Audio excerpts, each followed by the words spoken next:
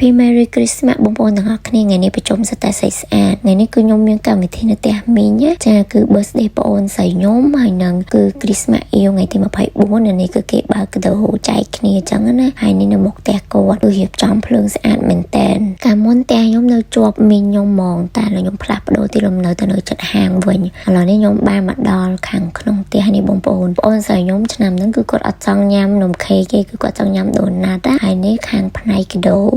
ដូច្រើនមែនតើនេះផ្នែកម្ហូបបងប្អូនជួយហូបម្ហូបខ្ញុំនេះដឹងបានមកគឺច្រើនមែនតើខ្ញុំមកឲ្យទៅកម្មវិធីម្ដងគឺសង្វាតរឿងទៅកន្លែងម្ហូបមុនគេឲ្យថតឲ្យបងប្អូនបានមើលព្រោះដោយសារពេលយើងទៅដល់ភ្លាមហ្នឹងម្ហូបនៅពេញទៅយើងចាំទៅទៀតចាំថតហ្នឹងគឺខ្លាចម្ហូបអស់ថតទៅអត់សូវស្អាតចឹងណាហើយថ្ងៃនេះគឺថាអូយម្ហូបបោណាហើយសិតតែម្ហូបដែរយើងចូលចិត្តញ៉ាំមកបងប្អូនចាហើយនេះសិតតែបងប្អូនគ្នាឯងហ្នឹងគឺមកជុំគ្នាទៅពេលបុណ្យទានហ្នឹងថតម្ហូបឲ្យអត់ចាំបងអង្គយូរទេគឺថាញ៉ាំតែម្ដងនេះសារតែថ្ងៃនេះខ្ញុំធ្វើការធម្មតាតែគាត់ថាយើងបិទរៀងមុនម៉ោង4អញ្ចឹងណាអញ្ចឹងឲ្យបានមកដល់ផ្ទះមីងរៀងលឿនដែរចាហើយអូយបងយក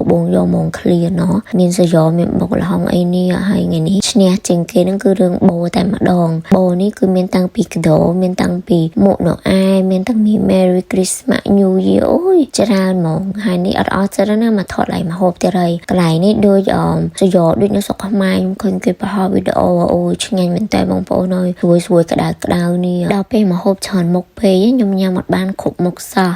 ញ៉ាំបានតែពី3មុខទៅពេលមកថតមើលវីដេអូឡើងឲ្យមិនថាអូយភ្លេចញ៉ាំនេះភ្លេចញ៉ាំនោះឃើញឃ្លានទៀតហើយនេះបងអូនស្រីខ្ញុំមកបងប្អូនឥឡូវឆ្នាំនេះគឺគាត់អាយុ7ឆ្នាំហើយគាត់ឃើញកូនខ្ញុំគឺថារត់មកហ្មងគឺគាត់ស្គាល់កាលមុនធ្លាប់នៅចិត្តគ្នាហើយគាត់ញ៉ាំការកូនភ្លាមហ្នឹងគឺស្រឡាញ់ណាបងអូនស្រីគឺថាអូយជួយមើលថែចេះណាឥឡូវគឺដល់វគ្គផ្លុំនំខេកហើយអូយមិននំខេកគេចាផ្លុំដូណាត់មានអីឆ្នាំនេះគេចង់ញ៉ាំអីចឹងគឺគេប្រាប់ម៉ាក់អញ្ចឹងណាគេចង់ដូណាត់អីចឹងទៅហើយនេះសិតតែក្មេងៗឥឡូវធំអស់ហើយបើកាលមុនខ្ញុំមកមិនដំបងគឺថាក្មេងៗនៅទួយឥឡូវធំអស់ហើយចាហើយកូនខ្ញុំអត់ចេះខ្លាចគេទេនេះដើរលុកលុយពេញហ្នឹងហ្មងអត់ភ្លេចណារឿងអាំងប៉ាវចាគឺចងដៃប្អូនអូគេសាធុឡើងស្អាតទៀតហ្នឹងណាអូយនិយាយពីថាចេះនោះចេះកូនខ្ញុំបានស្គាល់គ្រាប់គេថាសងំមកជើហ្មងប្អូនខ្ញុំគាត់បោកឲ្យញ៉ាំអូយនិយាយពីថាអូមកគេញ៉ាំកន្លែងនេះបន្ទប់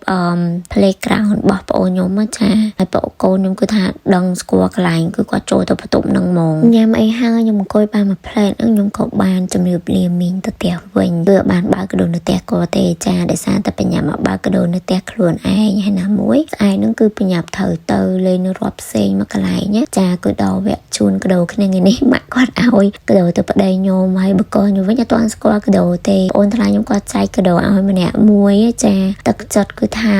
អត់ភ្លេចទេរឿង postcard thank you បងស្រីបងប្រុសម៉ាក់ប៉ាចាហើយការនេះគឺខ្ញុំសំទុកបានច្រើនដែរនិយាយទៅឲ្យតែមានបនទៀតអញ្ចឹងគឺគាត់ទៅសេមកហើយមិនថា Christmas ឬមួយក៏ birthday ហ្នឹងគឺគាត់ទៅសេមកនេះបងប្អូនចាអូយក្តារបែបនេះគឺថាមានន័យណាបងប្អូនពីមួយឆ្នាំទៅមួយឆ្នាំយើងទុកមើលទៅគឺថាអនុស្សាវរីយ៍ហើយខ្ញុំក៏បានជូនកដោទៅម៉ាក់ប៉ាបងប្អូនថ្លៃរួចរាល់ជាអាំងប៉ាព្រោះខ្ញុំមិនដឹងថាទិញអីឲ្យគាត់ទេអញ្ចឹងទៅក៏ឲ្យអាំងប៉ាទៅគាត់ចង់ទិញអីក៏បានដែរបើនេះវិញកដោរបស់ប្អូនច្រឡំរបស់ប្អូនរបស់កូនខ្ញុំ